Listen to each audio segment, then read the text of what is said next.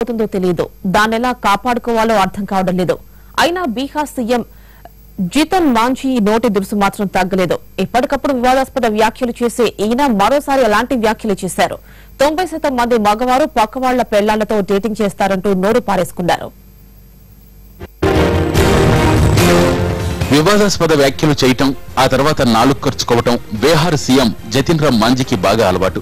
నోటికి ఏదొస్తే అది మాట్లాడటం, ఆ తర్వాత తలపట్టుకోవడం ఆయనకు కొత్తేమీ కాదు. ప్రస్తుతం ఆయన పరిస్థితి త్రిశంకు స్వర్గంలో ఉన్నట్లుంది. సొంత పార్టీ పొమ్మంటోంది, బీజేపీ దూరం దూరం అంటోంది. రాజకీయ జీవితాన్ని బాగు చేసుకోవాల్సిన ఈ సమయంలో మరోసారి వివాదాస్పద కామెంట్లు చేశారు మాంఝీ. 90% మంది మగవారు పెళ్లైన ఆడవాళ్లతో ఎఫ్ఐఆర్ పెట్టుకుంటారని వ్యాఖ్యానించారు. పైగా అందులో తప్పు లేదంటూ ముక్తాయింపునిచ్చారు.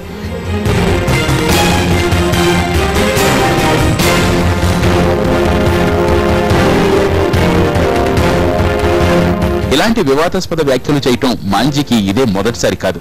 ఇంజనీర్లు, అధికారులు కమిషన్లు తీసుకోవటం తప్పు కాదని, ఆ మాటకొస్తే తనకు కూడా వాటాలు అందుతాయని ఒప్పుకున్నారు. చిన్న వ్యాపారులు వస్తువులను బ్లాక్ మార్కెటింగ్ చేయటం తప్పు కాదని అంతకు ముందు ఓసారి కామెంట్ చేశారు. అంతేకాదు, ప్రభుత్వం వారిపై ఎలాంటి చర్యలు తీసుకోబోదని హామీ కూడా ఇచ్చేశారు. గతంలో మహిళలపైన నోరు జారి నాలుగు ఖర్చుకున్నారు. భర్తలు పనుల కోసం బయటకు వెళితే భార్యలు ఏం చేస్తారో అందరికీ తెలుసని ఓ ఫంక్షన్ లో మాట్లాడారు. దీనిపై తీవ్ర విమర్శలు వ్యక్తమయ్యాయి. పదవిలో ఉన్నప్పుడు కాస్త సంయమనం పాటించాల్సింది పోయి నోటి దురదతో తలబొప్పి కట్టించుకుంటున్నారు బీహార్ సీఎం. చేసిన పనుల కంటే నోటి దురదతోనే ఎక్కువ పాపులర్ అయ్యారు మాంఝీ.